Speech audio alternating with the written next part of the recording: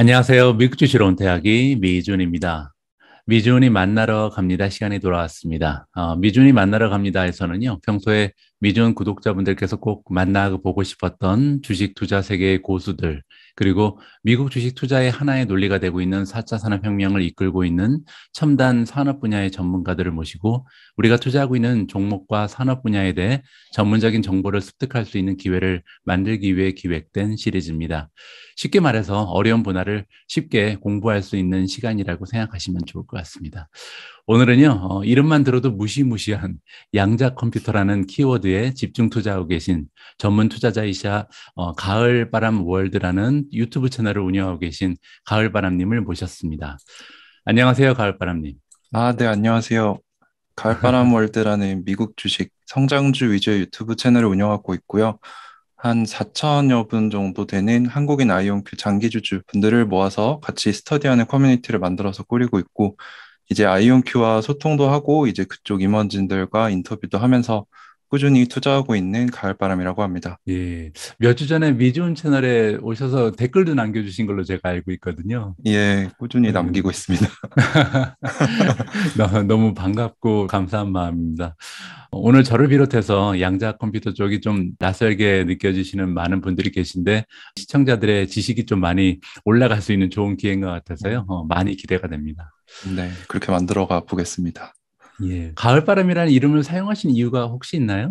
제가 이제 다른 모임에서 저희가 이제 온라인 커뮤니티로 만나서 하는 그런 부동산 커뮤니티가 있었는데, 거기서 예. 이제 갑자기 모임에 나갔는데, 이제 우리가 이제 예명을 한번 만들어 보자 했는데, 때마침 가을이기도 하고, 이렇게 선선하게 불어오는 바람이 되게 좋아서, 그러면 저는 가을바람 하겠습니다 해가지고, 그때부터 가을바람이라는 이름을 좀 쓰게 됐습니다. 예. 가을바람이 그 목소리가 너무나 좋습니다. 그래서 가을바람이라는 이름하고 너무 잘 매치가 되는 것 같아요. 감사합니다. 오늘 목소리가 너무 좋으신 가을바람님 모시고 굉장히 좀 수준 높은 방송을 기대해 보도록 하겠습니다. 네, 예, 좋습니다. 일단 오늘 우리가 그 시청하시는 분들의 관심을 좀 끌기 위해서 가을바람님의 주식 투자 경력을 좀 공개해 주셨으면 좋겠거든요. 주식에는 네네. 언제부터 투자를 해오신 건가요? 주식 투자는 이제 2016년부터 시작을 했습니다. 근데 이제 아무래도 많은 분들이 그러하듯이 이제 국내 테마주 또는 뭐 이렇게 알트코인 위주로 좀 시작을 했었는데, 음. 그때는 이제 공부 없이 어떻게 보면 투기를 했었던 거죠. 그러다가 이제 이렇게 투자를 해서는 안 되겠다 싶어서 고민을 하던 와중에 한 2020년 초에 이제 테슬라를 좀 관심을 갖게 돼서 미국 주식 투자를 좀 시작을 하게 됐었습니다. 그래서 이제 테슬라에 좀 큰 비중으로 투자를 해서 시드머니를 많이 불렸었어요. 그때 한 짧은 시간에 두세 배 정도를 불렸었는데, 이제 그때는 제가 내가 투자에 좀 재능이 있구나 이런 생각을 좀 했었습니다. 되게 철이 없었던 생각이었죠. 그래서 조금 더 빨리 부자가 될 수 있는데, 이제 적은 시드머니에 비해서 어떻게 하면 좀 레버리지를 활용할 수 있을까 하던 중에 이제 파생 상품에 좀 접근을 하게 됩니다. 이제 제가 오. 들여놓지 말아야 할 곳에 발을 들여놓게 됐는데, 예. 그래서 이제 해외 선물이라는 쪽을 좀 집중적으로 공부를 하다가 이제 전업으로 좀 시작을 했었어요. 제가 그때 회사를 그만두고 한 4개월 정도 선물 트레이딩을 이제 매일 아침마다 앉아가지고 아시아장, 유럽장, 미국장 거의 뭐 하루 종일 앉아서 일을 했던 거죠. 근데 예. 그때 때마침 코로나 폭락장이 펼쳐졌던 그때였습니다. 근데 이제 주가가 많이 빠지니까 저는 이러면은 이제 주가가 떨어지면은 돈을 벌 수 있는 이제 선물에는 매도 계약이라는 게 있잖아요. 그거를 이제 올인 베팅을 했던 거죠. 타이밍이 잘 맞아 떨어져서 거기서 또 어마어마한 수익을 또 봤었습니다. 뭐 하룻밤 만에 4천만 원을 벌었던 적도 있고, 이제 키움증권에서 주최하는 해외 선물 대회에서 3등까지 입상을 했었는데, 이제 뭐 아시다시피 연준에서 엄청난 돈을 주입을 시키면서 주가가 부양이 되는데, 제가 그런 부분까지 공부를 했을 리가 없죠. 이제 돈에 눈이 멀었었기 때문에. 그래서 지속적으로 하방을 고집하다가 그 돈을 다 날리게 되는 그 뼈아픈 실패를 겪게 됩니다. 그래서 이제 해외 선물 트레이더에서 어떻게 하면 좀 더 잘할 수 있을까 또 한 번 쉬면서 고민을 하다가, 이제 사람들한테 투자 잘하는 사람이 누가 있냐 이렇게 물어보니까 워렌 버핏에 대해서 얘기를 다 해주시더라고요, 선배들이. 워렌 버핏이 도대체 뭐 하는 사람인가 이렇게 공부를 하다 보니까 이분이 하는 말이 정말 와닿는 거예요. 뭐 위험은 당신이 무엇을 하는지 모르는 데서부터 온다. 뭐 이런 얘기 그냥 들으면 그런가 보다 하는데, 저같이 이렇게 진짜 모르는 것에 투자를 하다 크게 잃어봤던 분들은 저 사람이 진짜 통찰력이 있구나 이렇게 느낄 수가 있거든요. 그렇죠. 그러니까 워렌 버핏이 했던 말 하나하나가 진짜 너무 보석 같은 말들인 거였고, 이 사람을 한번 따라 해봐야겠다 싶어가지고, 이제 적극적인 투자 모습은 유지를 하되, 이제 본연 가치를 가진 이제 미래 시장에 커질 1등 기업들을 초기에 찾아서 10년 이상 홀딩하는 그런 성장주 장기 투자자로 스타일을 바꾸게 되었고, 지금은 그렇게 또 투자를 하고 있습니다. 우리가 이제 인생을 살다 보면 위기가 자주 찾아오는데 네네. 위기가 오면 항상 기회도 열리고 또 새로운 모습으로 발전할 수 있는 계기가 되는 것 같아요. 그래서 음, 가을바람님도 원래 이제 전문 트레이더였잖아요. 그러면은 그죠? 네, 전업으로 했었죠. 네. 예, 그런데 이제 트레이더라는 이름을 버리고 이제 건강한 투자 방식으로 옮겨갈 수 있는 계기가 된 거네요. 그러면. 네, 좋은 예, 계기였던 것 같습니다. 예. 그래서 뭐 그때 투자 자금을 다 날리신 건 안타깝지만 그래도 인생 전반적으로 길게 보면 좋은 일이 있으셨던 것 같습니다. 아유, 그럼요. 네. 저도 그렇게 생각합니다. 그래서 요즘에 들어서는 그러면 어떤 종목에 주로 투자를 하고 계신가요? 그리고 지금까지 네. 성과를 조금 공개를 해주시면 좋을 것 같은데요. 아, 네. 그래서 제가 이제 계좌를 이제 사진으로 담아왔는데 이거를 뭐 아, 그래요? 나중에 드릴 것 같은데 네, 저도 이제 유튜브 채널에서 한 달에 한 번씩 결산을 하면서 이제 미주님 하시는 것처럼 공개를 합니다. 저는 이게 되게 예, 중요하다고 생각을 하는 게 저의 정보를 믿고 봐주시는 분들한테 내가 어떻게 투자하고 있는지 투명하게 공개를 해야 이게 공신력이 생긴다고 생각을 하거든요. 그래서 저도 그런 활동을 하고 있는데 현재는 이제 아이온큐라고 하는 아까 말씀해주신 양자 컴퓨팅에 이제 제가 생각하기로는 1등 기업의 한 85% 정도를 투자를 하고 있고요. 원래는 100%였는데 비중이 줄어든 겁니다. 이제 뭐 얼마 전에 대규모로 이제 그 대주주들이 갖고 있던 주식들이 이제 팔 수 있게 락업 해제라고 하죠. 그게 있었기 때문에 주가를 좀 모니터링 하려고 아이언큐에 투자하던 자금을 뺀 건 아니고 이제 현금을 준비했던 것들을 테슬라랑 구글에 좀 넣어놨습니다. 그래서 예. 총 세 가지 종목을 지금 들고 있습니다. 아, 그리고 수익 정도는 지금 한 20% 정도 되고 있고요. 총 운영하는 자산은 한 2억 4천 정도를 운영을 하고 있습니다. 예. 그러면 지금 딱 세 종목에 투자를 하고 계신 건데 사실 뭐 제 채널을 보신다니까 알고 계시겠지만 저는 분산 투자를 굉장히 좀 강하게 주장을 하는 투자자잖아요. 네네네. 가을바람님께서 이렇게 특별히 투자 종목이 굉장히 적은 이유가 있을까요? 그리고 지금 말씀하신 아이온큐, 테슬라, 구글 이렇게 세 종목만 딱 결정하신 이유가 있으면 좀 설명 부탁드립니다. 네, 일단은 미주님 스타일도 굉장히 좋아하고 실제로 저도 그런 테크닉을 구사를 했었는데 이제 저는 아무래도 아직 나이가 좀 어리기 때문에 하이 리스크 하이 리턴을 추구하는 면도 있고 워렌 버핏의 스승인 벤저민 그라임이 쓴 현명한 투자자라는 고전이 있습니다.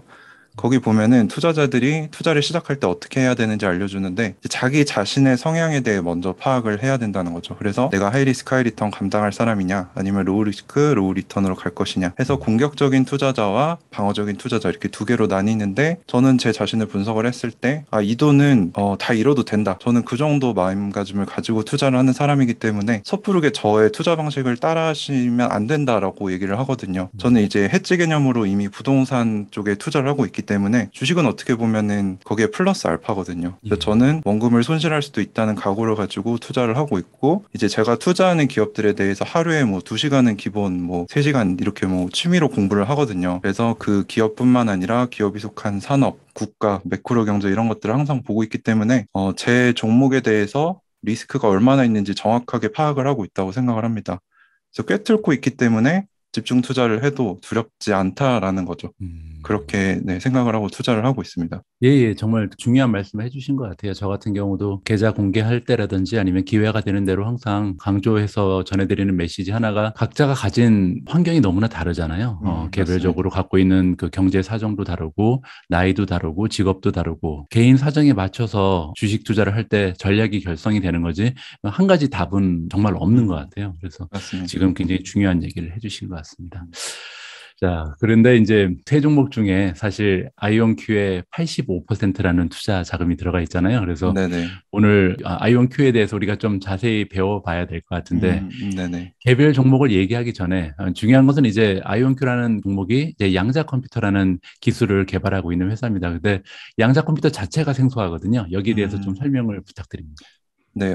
일단 양자 컴퓨터는 대략적인 개념은 좀 쉬운데 그 안에 뒷단에서 돌아가는 기술이나 이제 거기서 활용을 하는 양자역학의 원리에 대해서는 이제 전문가들도 이해하기 어렵다고 하기 때문에 그 부분을 좀 생략을 하고 쉽게 설명을 드리면 예. 우리가 지금 사용하는 컴퓨터는 0 또는 1을 가진 비트라는 연산의 기본 단위를 사용을 합니다. 그리고 연산을 할 때 이렇게 뭐 여러 가지 계산들이 있으면 하나씩 이렇게 순차적으로 계산을 하는 방식이기 때문에 엄청나게 복잡한 그리고 방대한 연산을 하려면 속도가 한계가 있을 수밖에 없다는 겁니다. 하나씩 해야 되기 때문에.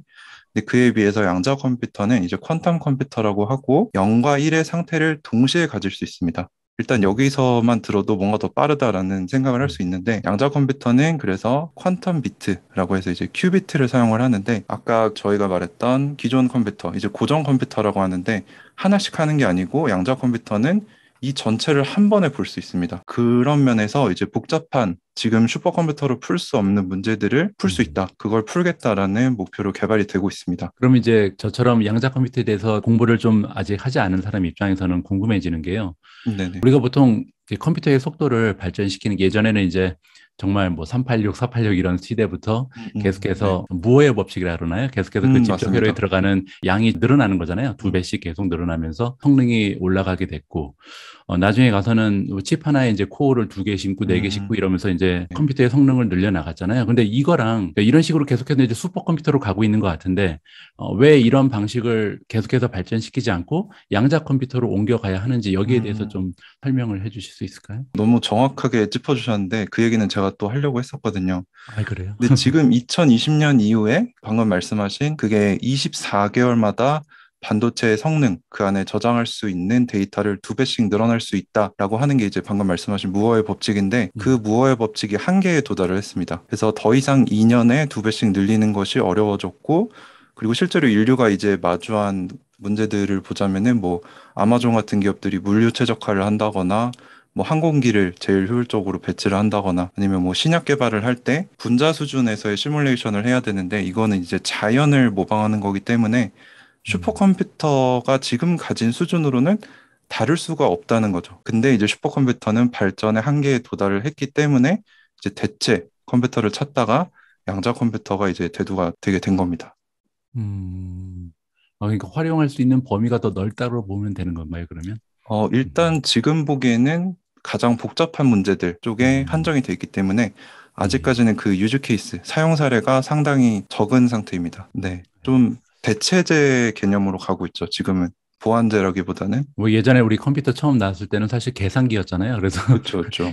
그 컴퓨터가 이렇게까지 발전할 줄 몰랐죠. 지금 와서는 음, 컴퓨터 가지고 못하는 게 없으니까 결국 맞습니다. 양자 컴퓨터도 지금 그 초기 단계에 있는 거라고 보면 되겠네요. 네, 전통 컴퓨터의 1960년대 수준이다라고 평가를 하더라고요, 전문가들이. 그러니까 아직 아, 수많은 시간이 남았다. 너무 예. 마음을 다급하게 먹으시면 안 되는 종목입니다. 그러게요. 그러면 만약에 우리가 이제 네네. 그 일반 컴퓨터의 1960년대 수준이라고 보면은 실제로 컴퓨터의 기술력을 활용한 어플리케이션이 나오고 그 어플리케이션을 활용한 기업들이 돈을 벌고 이런 건 이제 2000년 들어서 발생을 한 거잖아요. 버블이 그렇죠, 끝난 그렇죠. 다음에.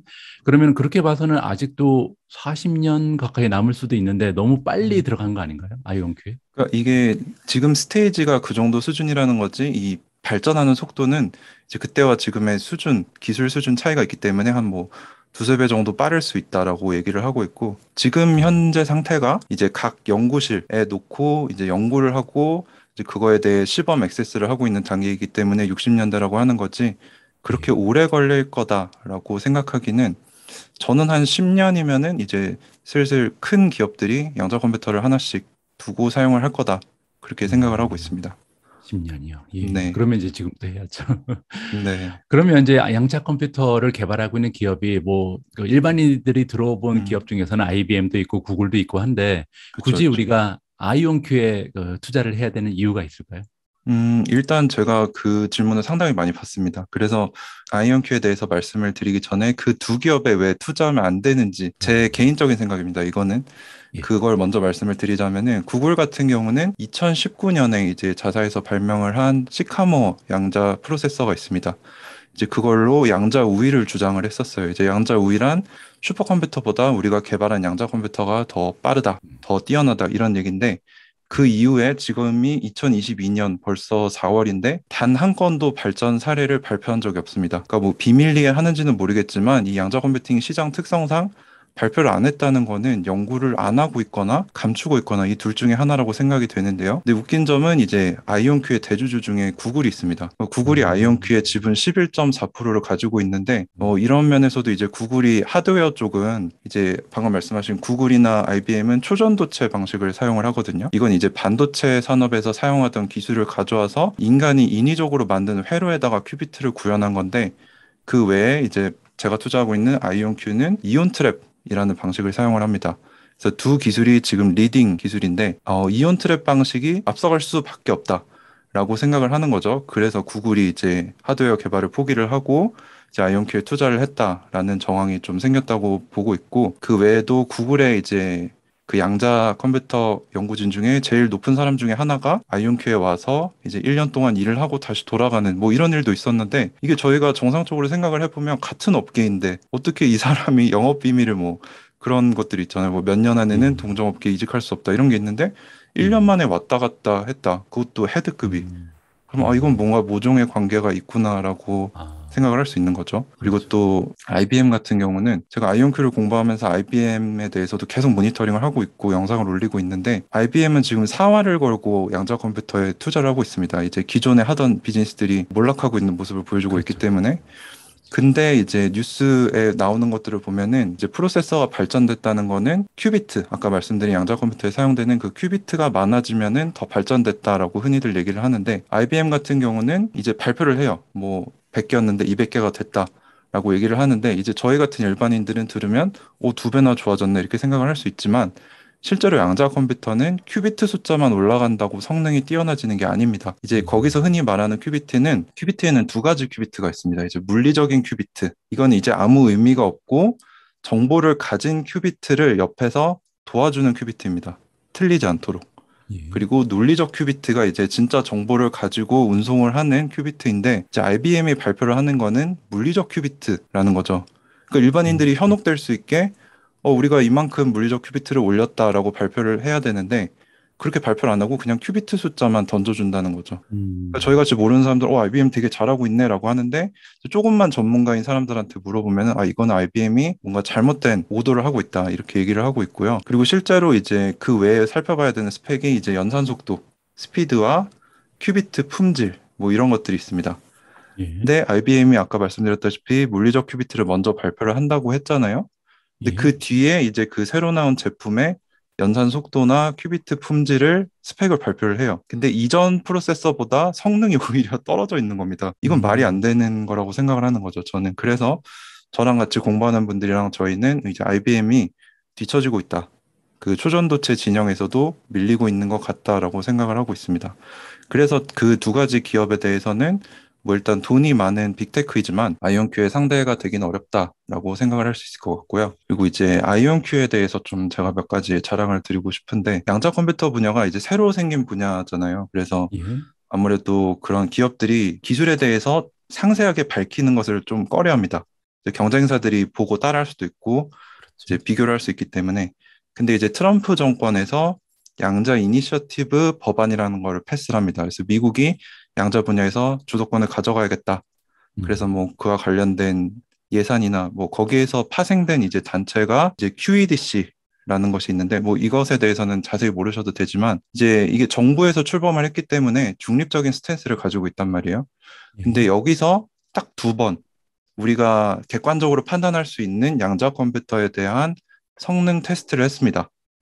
근데 어, 거기서 아이온큐가 두 번 다 경쟁사들을 압도적으로 이겨버립니다. 그래서 이 부분을 우리가 좀 중점적으로 놓고 아이온큐가 앞서가고 있다라고 생각을 할 수 있을 것 같고요. 예, 그 외에도 뭐 제가 김정상 교수님이라고 이제 아이온큐 공동 설립자 중에 한 분이신데 이제 아마 지금은 제가 알기로는 미국에 이민을 가신 걸로 알고 있는데 한국 출신이세요.